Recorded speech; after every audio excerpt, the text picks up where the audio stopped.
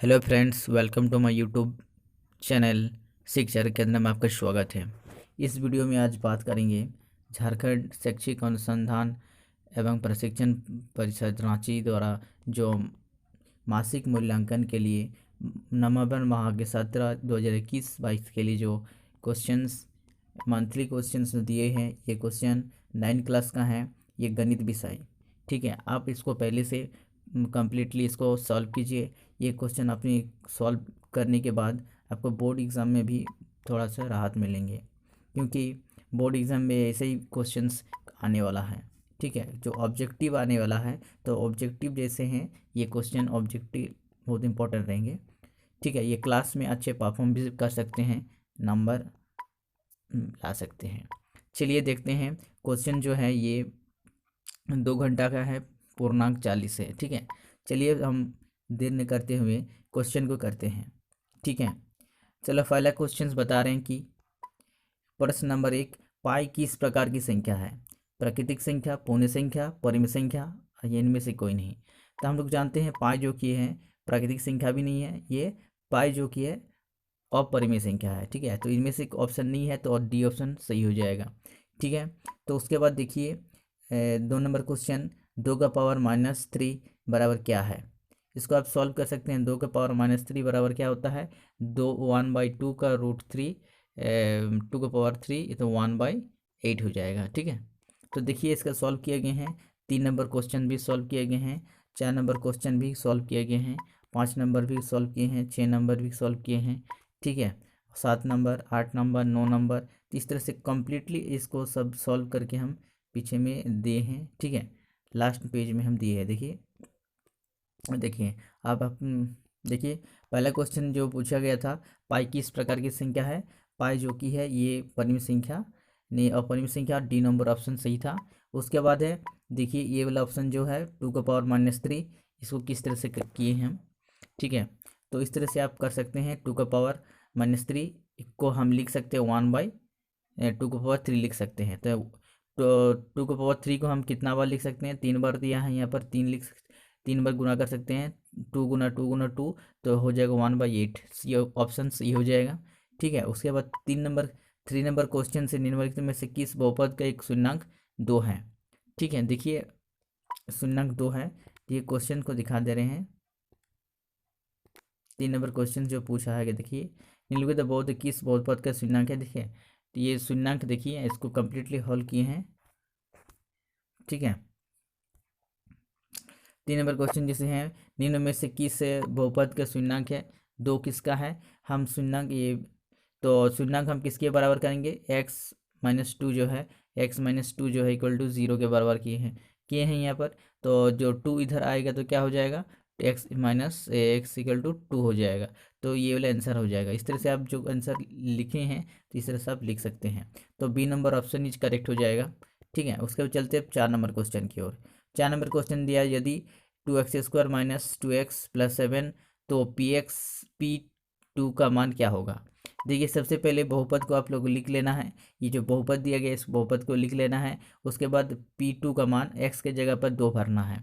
तो x के जगह पर क्या भरना है? 2 भरना है। तो x जगह पर हम क्या 2 भरे हैं, तो 2 ² - 2, और यहाँ पर भी इस x के जगह पर 2 भरे हैं यहाँ पर।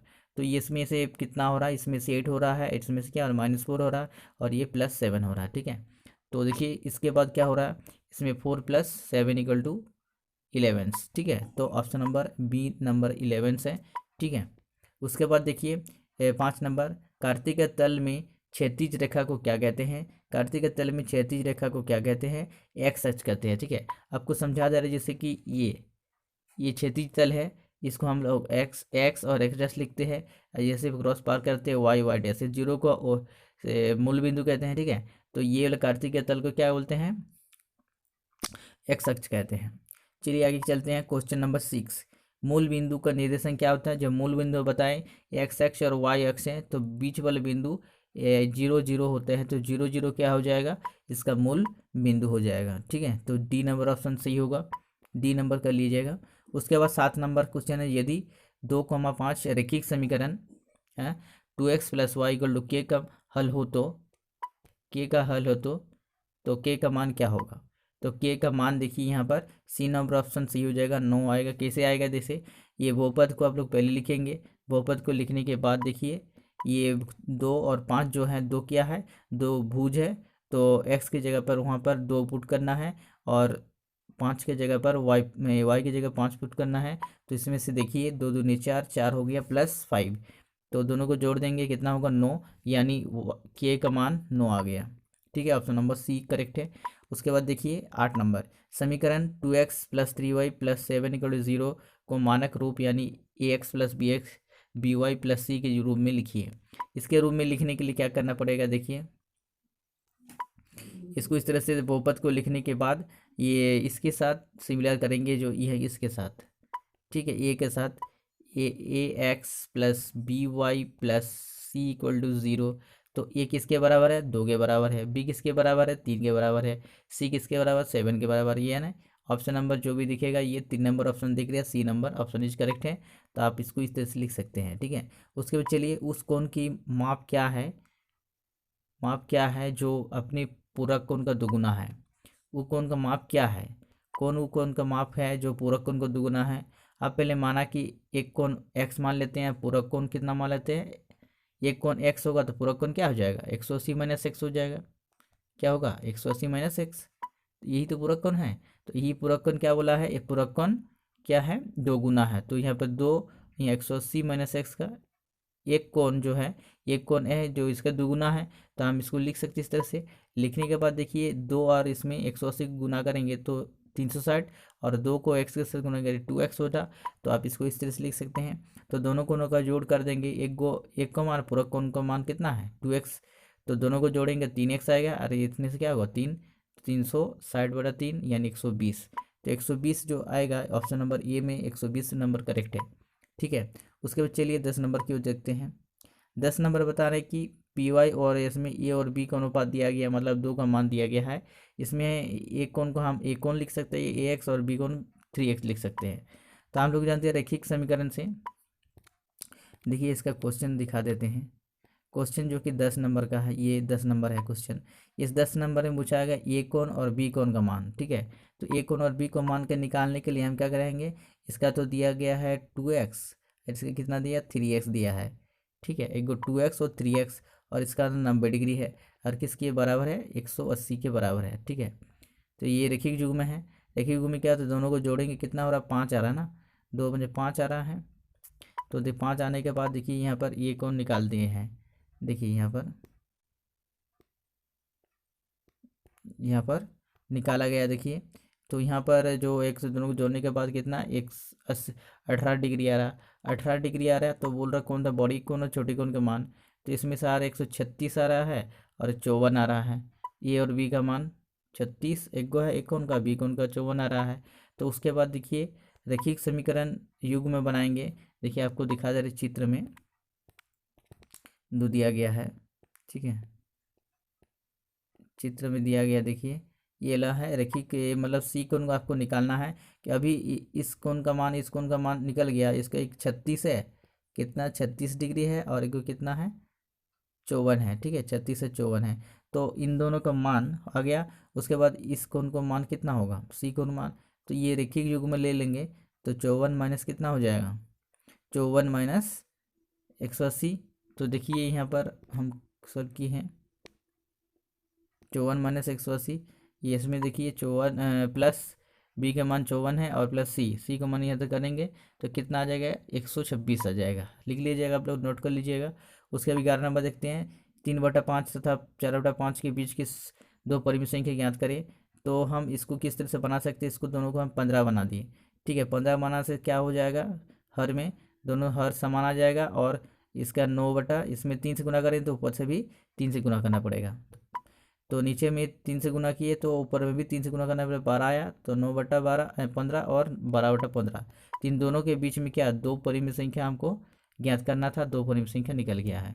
आप इसको नोट कर लीजिएगा, लिख लीजिएगा। ठीक है, इस तरह से इसका मैथ बनेगा। उसके बाद देखिए 12 नंबर, 100 घात वाले द्विपद और तथा 35 घात वाले त्रिपद का एक बहु उदाहरण दीजिए। इसमें से देखिए हल सबसे 100 घात वाले, 100 की जगह पर x के पावर 100 की है +1। तो द्विपद मतलब यहाँ पर एक और दो पद हुआ, उसके बाद त्रिपद, त्रिपद लेकिन घात कितना होना चाहिए, 35 घात वाले त्रिपद, 35 घात वाले ये त्रिपद 1 2 और 3, ठीक है, बोल सकते हैं त्रिपद, ठीक है। तो इस तरह से त्रिपद लिख सकते हैं। उसके बाद चलिए 13 नंबर, बहुपद 2x+3 का शून्यंक ज्ञात करें। तो शून्यंक ज्ञात करने के लिए हम क्या करेंगे, बहुपद को 0 के बराबर करेंगे, उसके बाद 3 इधर आएगा तो माइनस हो जाएगा 3, और यहाँ x बराबर 3/-2 आएगा आंसर, ठीक है। 14 नंबर क्वेश्चन के चलते हैं। तो यदि 2,3 समीकरण इसमें इस बहुपद का हल हो तो k का मान क्या हो जाएगा, इसमें डालेंगे। देखिए यहाँ पर 2x की जगह पर हम क्या डालेंगे, 2 का मान डालेंगे, और y की जगह पर क्या डालेंगे, 3 डालेंगे। तो देखिए यहाँ पर क्या किया गया है, 2 गुना क्या किया गया, देखिए यहाँ पर क्या किया गया, 2 गुना एक्स का वैल्यू 2 है और वाई का वैल्यू 3 है, तो यहाँ 4 आया, यहाँ पर 9 आया, तो दोनों को 13 आंसर है, ठीक है, 13 आंसर है। चलिए उसके बाद देखते हैं 15 नंबर। 15 नंबर क्वेश्चन क्या है, यदि किसी त्रिभुज के कोनों का योग का ये कोनों का अनुपात दिया है 2:3:4 हो, तो त्रिभुज के सबसे बड़े तथा सबसे छोटे कोण का मान ज्ञात करें। सबसे माना कि त्रिभुज के कोण x है और पहला कोण क्या है, पहला कोण y 2:3 दिया है, तो 2x है, और उसके बाद दूसरा 3x, तीसरा 4x है। तो हम जानते हैं कि तीनों कोणों का जो कितना होता है 180 होता है, तो तीनों कोण को जोड़ देंगे तो कितना आ रहा है, यहाँ 5 और 9 9x, तो 9x आ रहा है इक्वल टू 180, तो x इक्वल टू 180/9, तो 20 डिग्री, तो 20 डिग्री आया। तो इस जगह पर ये जो बड़ा कोण है तो 4x है, तो वहाँ पर हम डालेंगे तो 4 × x का वैल्यू कितना 20 डिग्री, तो इसमें 80 डिग्री आ रहा है, और छोटा कोण कितना आ रहा है 40 डिग्री आ रहा है। इस तरह सब लिख सकते हैं। उसके बाद देखिए 16 नंबर क्वेश्चन क्या है, ज्ञात कीजिए बहुपद g(x)(2) है और px(x2+2x-8) के गुणनखंड है या नहीं है। हल है या नहीं है कैसे पता चलेगा, यदि px के बहुपद का मान 0 आता है, शेषफल 0 आता है, तो शेषफल 0 आता है यानी पूर्ण रूप से ये क्या है, गुणनखंड है। लेकिन यहाँ देखिए gx हम क्या करेंगे, सबसे पहले gx को लिखेंगे, gx इसके बराबर x-2 के बराबर लिखेंगे, इक्वल 0 होता है, तो 0 के बराबर कर दिए, तो यहाँ 2 इधर आया तो +2 हो गया, तो +2 ये px इस बहुपद में हम डालेंगे, तो 2 का वैल्यू कितना है, x का वैल्यू 2x, x का वैल्यू 2 है, तो 2² यहाँ पर कितना है 2 किए हैं, +2 किए, यहाँ -8, ठीक है, देख सकते हैं आप लोग। उसके बाद देखिए यहाँ पर 4 हुआ, यहाँ पर 4 हुआ, यहाँ पर माइनस, तो यह 0 आया, तो हम लिख सकते हैं gx जो है ये px के गुणनखंड है, क्योंकि शेषफल क्या आया, शेषफल 0 आया है, तो आप इस तरह से लिख सकते हैं। उसके बाद 17 नंबर, बहुपद x² - x - 6 के गुणनखंड करें। तो इसको गुणनखंड करने के लिए हम क्या करेंगे, मिडिल टर्म मेथड में तोड़ेंगे, ठीक है। ऐसा 6x², 6 - 6x² आया, -6x² को इसको तोड़ेंगे तो 3 और 2 मिल रहा है, 2 डिजिट, तो ये को -3x करेंगे, एक को +2x करेंगे, तो दोनों को जब गुना करेंगे तो -6x² आ रहा है, और दोनों को जोड़कर घटा कर रहे हैं तो कितना आ रहा है, -x आ रहा है। तो यहाँ पर देखिए इस तरह से कर सकते हैं, 2x, इसको इन दोनों में x कॉमन, तो x कॉमन लिए, उसके बाद यहाँ पर 2 कॉमन है तो 2 कॉमन लिए, तो कॉमन लेने के बाद क्या हो जाएगा, -3 x - 3 सेम एक बार लिए, और x+2 लिए, तो ये वाला आंसर सही हो जाएगा, ठीक है। इस तरह से कर सकते हैं। उसके बाद देखिए दो चर वाले रैखिक समीकरण 2x + y = 6, तो 3 हल ज्ञात करें। तो देखिए 3 हल ज्ञात करने के लिए हम सबसे पहले 2x + y को 6 के बराबर करेंगे बहुपद को, उसके बाद y बराबर 6 - 2x लिखेंगे। उसके बाद बारी बारी से अपनी मर्जी से अपने मन मुताबिक कोई भी मान ले सकते हैं। x का मान हम सबसे पहले 0 लिए, तो इस जगह पर हम क्या पुट करें, देखिए यहाँ पर सबसे पहले हम इसमें x - 2x, इसमें हम क्या पुट करें, तो x = 0, इसमें 0 पुट किए तो कितना मान आया, यहाँ पर देखिए, यहाँ पर 0 को 0 हो जाएगा 6, यानी y का मान 6, एक जब x माने तो y का मान कितना 6 आया, तो 6, 0,6 आएगा, तो पहला हल हुआ। दूसरा हल क्या हो जाएगा, दूसरा हल देखिए, जब x = 1 माने हैं, 1 माने हैं, तो x का मान कितना भरेंगे, 1 भरेंगे, तो 1 भरने के बाद देखिए यहाँ पर ये तो 2 आया, यहाँ पर 4 आया, x जब y 1 माने थे, y कितना है 4 आया, तो 2 हल हो गया। तीसरा हल क्या है, देखिए तीसरा हल को बता दे रहे हैं कि ये हल आ गया, ठीक है। इस तरह से आप देख सकते हैं ये हल या फिर अच्छी तरह से दे सकते हैं। इस तरह छोटा छोटा किया गया है, आप कर सकते हैं इसी तरह से हल को, ठीक है। जैसे आप पॉज करके इसको कर लीजिएगा, लिख लीजिए। उसके बाद 19 नंबर सिद्ध करेंगे त्रिभुज के तीनों कोनों का जोड़ कितना होता है, 180 डिग्री होता है। तो 180 डिग्री करने के लिए हम सबसे पहले क्या करेंगे, एक इसी तरह से हम एक क्या खींचेंगे, त्रिभुज बनाएंगे, ठीक है। तो दिया हुआ एक त्रिभुज ए बी सी, एक ए बी सी क्या है, एक त्रिभुज है, ठीक है। ए बी सी एक त्रिभुज है जिसमें ए कोण बी कोण और एक 1 2 कोण और 3 कोण क्या है, 3 कोण क्या है क्रमशः है, दिया अंतकोण है, ठीक है। अंतकोण दिया गया है और आपको सिद्ध करना है, आपको सिद्ध क्या करना है, सिद्ध यही करना है कि रचना मानेंगे, ठीक है। सिद्ध करना है ए कोण बी कोण 180 डिग्री सिद्ध करना रचना से।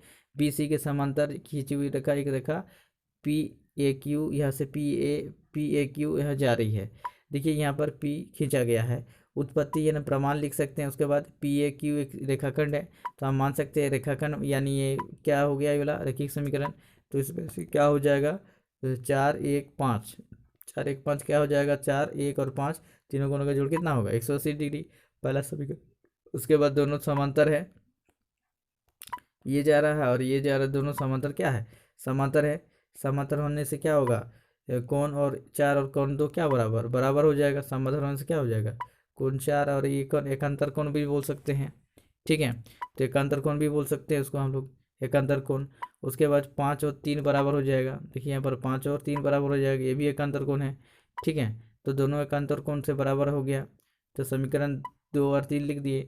समीकरण 1 2 और 3 से क्या हो जाएगा, कोण 2 कोण 1 और कोण 3 क्या हो जाएगा, कोण 1 कोण 2 और कोण 3, 1 2 3 क्या हो जाएगा, बराबर आ जाएगा, ठीक है। तो ये बराबर आ गया, तो समीकरण ये प्रूव्ड हो गया, ठीक है। समीकरण प्रूव्ड हो गया, आप इस तरह से इसको लिख सकते हैं। उसके बाद नेक्स्ट क्वेश्चन देखते हैं, 20 नंबर क्वेश्चन।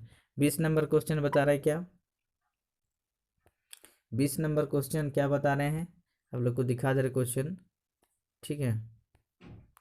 20 नंबर जो क्वेश्चन पूछा जा रहा है कि सिद्ध कीजिए करे कि समबाहु त्रिभुज के बराबर भुजाओं के सम्मुख कोण क्या होते हैं, बराबर होते हैं। देखिए आप इसको सिद्ध कीजिए, इस तरह से आप लिख सकते हैं,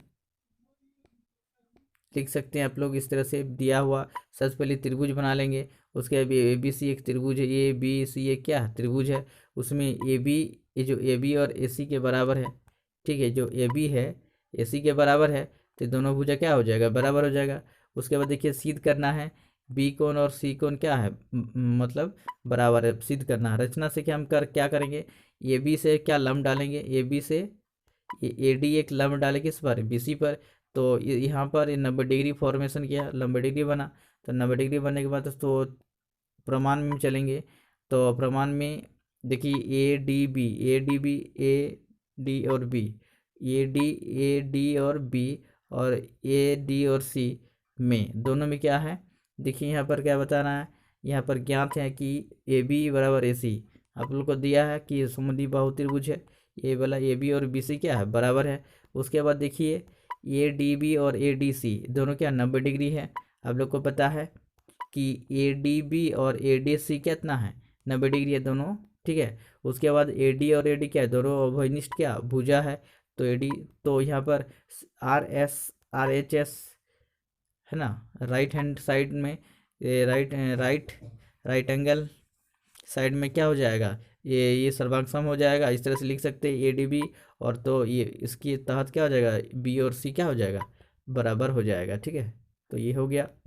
नेक्स्ट क्वेश्चन देखते हैं 21 नंबर। यदि पी एक्स बराबर दिया गया है, बहुपद दिया है, तो P1 P5 P0 P1 P-1 P-2 याद करना है। तो देखिए बहुपद लिख दिए हैं, उस बहुपद पर हम क्या कर दिए हैं, सबसे पहले P1 लिया गया है, तो P1 के स्क्वायर -2, तो एक्स का मान कितना 1 है, 3 करने के बाद यहाँ 1 होगा, यहाँ पर 2 होगा, यहाँ पर 3 होगा, तो यहाँ पर क्या आ जाएगा, ये मान +2 आ रहा है, ठीक है।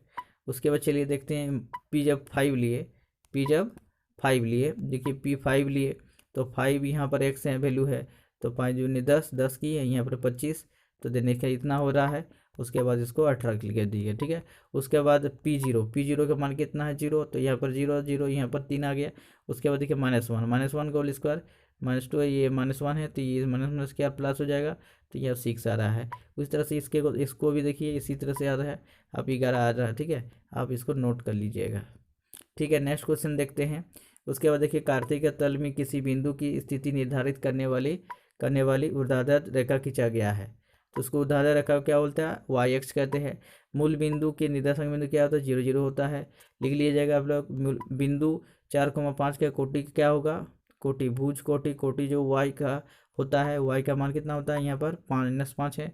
और उसके बाद बिंदु 2,3 का भुज क्या होगा, जो पहला है एक्स के जगह पर होता है वो भुज होता है, तो भुज 2 है। बिंदु -4 5 की चतुर्थांश मिलता है, तो आप लोग यहाँ से संख्या रेखा बना सकते हैं। यहाँ पर जैसे माइनस वाला, ये माइनस वाला होता है, ये 1 2 3 और -4 मिल सकता है, तो 1 2 3 4 5, तो यहाँ पर मिल रहा है द्वितीय चतुर्थांश में मिल रहा है, तो द्वितीय चतुर्थांश में मिल रहा है। ठीक है, नेक्स्ट क्वेश्चन है, लास्ट क्वेश्चन, जो कि है सिद्ध करना है। आप क्वेश्चन को पढ़ लेंगे। ठीक है, दिखा दे रहे क्वेश्चन, आप क्वेश्चन ये लंबा क्वेश्चन है, आप इसको कर सकते हैं। ठीक है, देखिए लास्ट वाला क्वेश्चन से ये क्वेश्चन है। नीचे दी गई आकृति P Q P R S दर्पण है, तो इसके एक दूसरे संबंध रखे गए हैं। आपतन कोण ए बी और पी क्यू के बी को टकराती है, परावर्तन के बाद बी सी पर, है ना, चलकर मतलब दर्पण आर एस से सी टकराती है, तथा पुनः सी डी अनुदिश परावर्तित जाती है। सिद्ध कीजिए ए बी और सी डी समांतर है। तो समांतर किसे करना है, आप लोग देखिए इसका अच्छे से कर लीजिएगा। ठीक है, देखिए सबसे पहले बिंदु बी पर बी ई और पी क्यू बनाया गया है, बिंदु सी पर सी एफ और आर एस को बनाया गया है। आप इसको अच्छे से पॉज करके लिख लीजिएगा। ठीक है, उसके बाद देखिए ए कोण और बी कोण बराबर है, ए कोण बी कोण बराबर है, क्योंकि आपतित कोण और परावर्तित कोण के बराबर होता है, रिफ्लेक्शन में होता है कोई भी दर्पण में। इसी प्रकार 3 कोण और 4 कोण भी बराबर है। ठीक है, 3 कोण और 4 कोण बराबर है, आपतित कोण परावर्तित कोण बराबर होता है। तो दोनों समीकरण 2 हो गया, समीकरण 2 हो गया। उसी तरह से यहाँ पर भी क्या हो गया, एक कोण और 2 कोण के बराबर है, 3 कोण एकांतर कोण से। उसके बाद हम लिख सकते हैं कोण 1 कोण 4 समीकरण 1 2 3 से बराबर है, तो समीकरण कोण 2 क्या बराबर, दोनों सेम सेम हो गया, तो 4 4 हो गया। उसके बाद इस तरह से कर सकते हैं, तो आप लोग अच्छा से इसको लिख लीजिएगा। ठीक है, तो उसके बाद ये कम्प्लीटली ए बी समांतर सी डी हो जाएगा। दोस्तों मेरे वीडियो को अच्छा लगा तो लाइक करें, सब्सक्राइब करें और दोस्तों में शेयर करें। ठीक है, थैंक फॉर वॉचिंग, धन्यवाद।